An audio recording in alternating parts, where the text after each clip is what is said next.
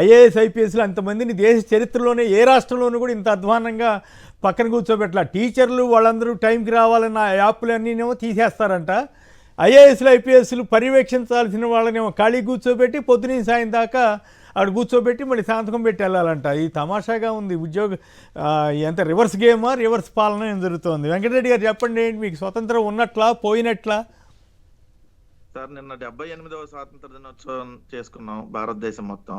అంటే చంద్రబాబు నాయుడు గారు నిజంగా భారతదేశానికి అవమానించినట్టు ఉన్నారు భారతదేశాన్ని. ఎందుకంటే ఆయన అధికారంలో ఉంటేనేమో స్వాతంత్రం వచ్చినట్టు, ఆయనకు అధికారం లేకపోతే స్వాతంత్రం పోయినట్టేనంటే. అంటే స్వాతంత్రం అంటే ఏంటి? మనం భారతదేశానికి స్వాతంత్రం తెచ్చుకున్నాం. రాష్ట్రాలకు స్వాతంత్రాలు ఏముంటుంది?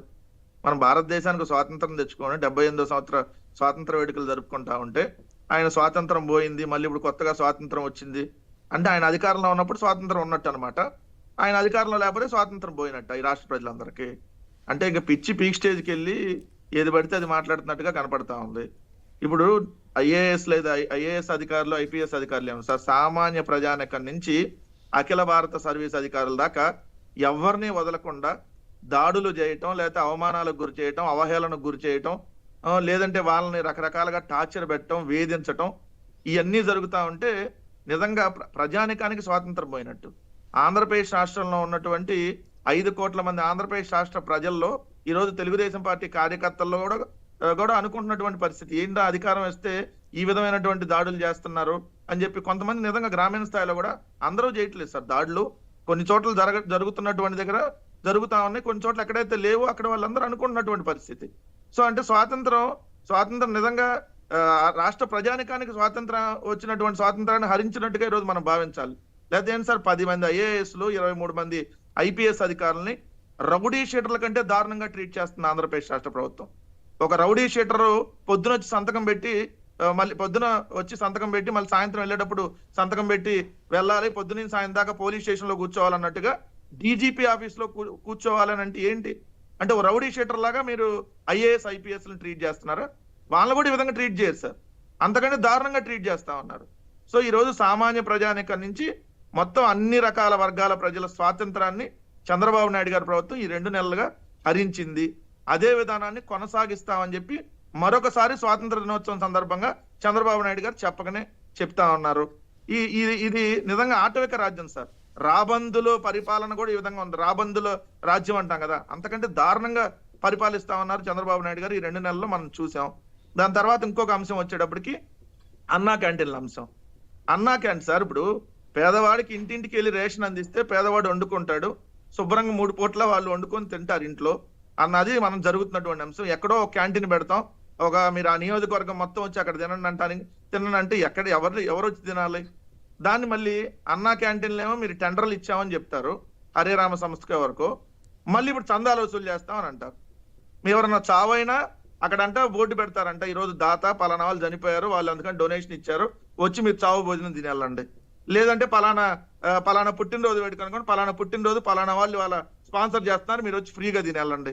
ఇది ప్రభుత్వం పెడుతున్నట్ట, లేదంటే వాళ్ళు పెడుతున్నట్ట? ఎవరో చావు భోజనమో, లేదంటే పెళ్లి భోజనమో, లేదంటే మీరు అన్నట్టుగా పుట్టినరోజు భోజనాలకో వాళ్ళు ఎవరో పెట్టింది మనం వెళ్ళి ఫ్రీగా అక్కడ పిలవని పేరెంటానికి మనం వెళ్ళి తింటారు కదా కొంతమంది, ఆ విధంగా మీరు వచ్చి తినండి అని చెప్పి ప్రజలను చెప్తా ఉన్నారు. ఇది నిజంగా ప్రజలను అవమానించడమే కదా.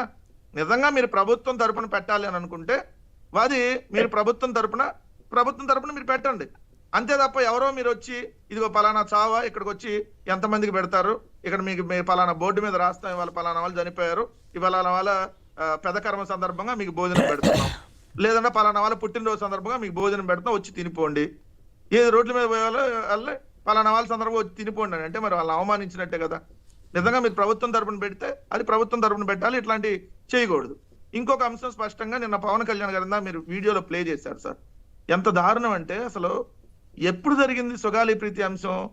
2017 ఆగస్టు 19. విచిత్రం ఏంటంటే ఈయన అప్పుడు చంద్రబాబు నాయుడు గారికి మద్దతుగా ఉన్నాడు, అప్పుడు విడిపోలా. 2018లో ఈయన విడిపోయింది. 2017 ఆగస్టు 19న కర్నూలు జిల్లాలో కట్టమంచి రామలింగారెడ్డి రెసిడెన్షియల్ స్కూల్లో ఏదైతే సుగాలి ప్రీతి ఇన్సిడెంట్ జరిగిందో ఆ జరిగినటువంటి సందర్భంలో పవన్ కళ్యాణ్ గారు, బీజేపీ, తెలుగుదేశం 3 కలిసి ఉన్నాయి సార్. ఇప్పుడున్న కూటమి కలిసి ఉంది. అప్పుడు జరిగినటువంటి ఇన్సిడెంట్ మరి 2017లో జరిగితే 19 దాకా వాళ్ళు 2 ఏళ్ళు అధికారంలో ఉన్నారు కదా. మరి 2 ఏళ్ళు అధికారంలో ఉన్నప్పుడు అక్కడ మరి నిజంగా న్యాయం చేయమని చెప్పి ఆ రోజు మాట్లాడినటువంటి వ్యక్తి సిబిఐకి మేము రాగానే ఇచ్చాం సార్. ఎప్పుడు 2020లోనే మేము సిబిఐకి అప్పచెప్పాం. అవును 2020లో మేము సిబిఐకి అప్పచెప్తే సిబిఐ రాలేదు. దానికి మేము కాదు కదా బాధ్యులు. మరి ఈ రోజు వాళ్ళు కేంద్ర ప్రభుత్వంలో ఉన్నారు కదా, మరి సిబిఐని త్వరితగతిన తెచ్చి విచారణ చేయండి, లేదంటే మీరే అధికారంలో ఉన్నారు కదా. ఎవరైతే ఆ కట్టమంచి రామలింగారెడ్డి రెసిడెన్షియల్ స్కూల్లో జరిగిన దాంట్లో అలా వాళ్ళ పిల్లలిద్దరిని అంతకుముందు అరెస్ట్ చేశారు, బెయిల్ ఏదో వచ్చింది. మరి న్యాయం జరిగేలా చేయండి. మీరు ఇప్పుడు చేయకుండా మళ్ళీ మొన్న జరిగినటువంటి ఇన్సిడెంట్ సార్, మచ్చుమరిలో మొన్న ఎప్పుడు జూలై 7వ తారీఖు జరిగింది. ఏది పవన్ కళ్యాణ్ గారు ఉప ముఖ్యమంత్రిగా ఉన్నటువంటి టైంలోనే, అంటే ప్రజెంట్ జూలై 7వ తారీఖు జరిగితే ఈరోజు ఆగస్టు 16 సార్, ఇప్పటి వరకు బాలిక శవం కూడా దొరకల.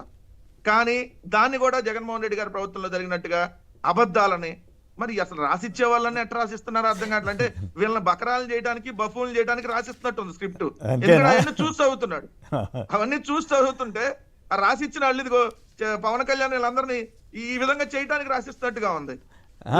కనీసం గత ప్రభుత్వంలో లా అండ్ ఆర్డర్ ఫెయిల్ అయిందని చెబుతున్నాడు. ఈ 2 నెలల్లో జరిగినటువంటి హింసాకాండం మీద మాత్రం నోరు విప్పట్లేదు ఆయన. సార్ ఈయన చెప్పులు తీసుకొని అంతాం, పేకలు బిసికి చంపేస్తాం, ఎమ్మెల్యే నా డాషిల్లారా అని పిలిస్తేనే అని రెచ్చగొట్టేటటువంటి వ్యాఖ్యానాలు చేసి ఎమ్మెల్యేలు మీ తోలు తీస్తా, మీ తిత్తి తీస్తా, మీ ఇంటికి వచ్చి కొడతా అంటేనే ఎక్కడా కూడా వైఎస్ఆర్ కాంగ్రెస్ పార్టీ కానీ ప్రభుత్వం కానీ ఎక్కడా కూడా రియాక్ట్ అవ్వలేదు. పానిండాలు వాక్కుంటారులని వదిలేసింది. ఈవెన్ జగన్మోహన్ రెడ్డి గారి మీద చంద్రబాబు నాయుడు గారు ఏ విధమైనటువంటి వ్యాఖ్యానాలు చేశాడు చూసాడు. రాళ్ళు తీసుకొని కొట్టండి, ఏది తీసుకొని అది తీసుకొని చేయండి, చచ్చిపోతే ఏమన్నా అయిద్దా అని మాట్లాడినా కూడా ఎక్కడ రియాక్ట్ వాళ్ళు మాట్లాడతారు, అలా రెచ్చగొట్టండి వదిలేసాం.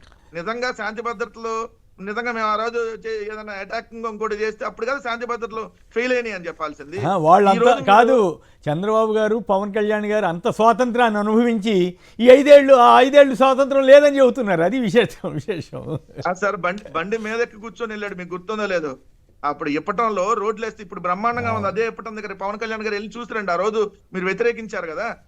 అదే ఇప్పటం దగ్గర మీరు వెహికల్ మీద ఎక్కి వెళ్ళి నానా యాగి చేస్తే అంత స్వాతంత్రం ఇచ్చాం మేము. అంత స్వాతంత్రం ఇస్తే ఈ రోజు మీరు ఉన్నటువంటి ఆ స్వాతంత్రాన్ని హరిస్తా ఎక్కడ పడితే అక్కడ సార్. నిజంగా ఆ రెడ్ బుక్ అనేది ఏందో అర్థం కావట్లేదు. కానీ ఆ రెడ్ బుక్ లో గ్రామ స్థాయి నుంచి రాశారంట. గ్రామ స్థాయి నుంచి అధికారుల పేర్లు, అంటే విఆర్ఓలు, లేదంటే సర్పంచులు, లేదంటే మీరు అన్నట్టుగా వైఎస్ఆర్ కాంగ్రెస్ పార్టీ నాయకులు, అట్లా మండల స్థాయి, జిల్లా స్థాయి, ఎవరికి వాళ్ళు సొంత రెడ్ బుక్లు పెట్టుకున్నారేమో. లోకేష్ దో పక్కన ఉంటే ఎవరి దాళ్ళు సొంతంగా పెట్టుకుని అదే స్వాతంత్రం, ఆ రెడ్ బుక్ ఉంటేనే స్వాతంత్రం ఉన్నట్టుగా చంద్రబాబు గారు ఫీల్ అవుతున్నారేమో. అందుకనే కదా సార్ నా స్వాతంత్ర దినోత్సవం రోజు కూడా అంబేద్కర్ గారిని కూడా అవమానించారు. అంతకుముందు అంబేద్కర్ గారి విగ్రహం మీద దాడికి వెళ్ళారు, వెళ్ళి అసలు అక్కడ ఉన్నటువంటి ఆ శిలాఫలకాలను ధ్వంసం చేశారు. సో నిన్న అంబేద్కర్ గారికి ఒక్కరికి అక్కడ లైటింగ్ లేకుండా మిగిలిన అంతా లైటింగ్ పెట్టారు. అంటే మాకు అంబేద్కర్ గారి రాజ్యాంగంతో పని లేదు, మాకు లోకేష్ రెడ్ బుక్ రాజ్యాంగం ఉంది, అంబేద్కర్ ఎవరని అడుగుతుంది డైరెక్ట్ గా ఈ ప్రభుత్వం. ఎందుకంటే ఇంకేం కావాలి? దయచేసి మేధావులు స్పందించండి. రైట్.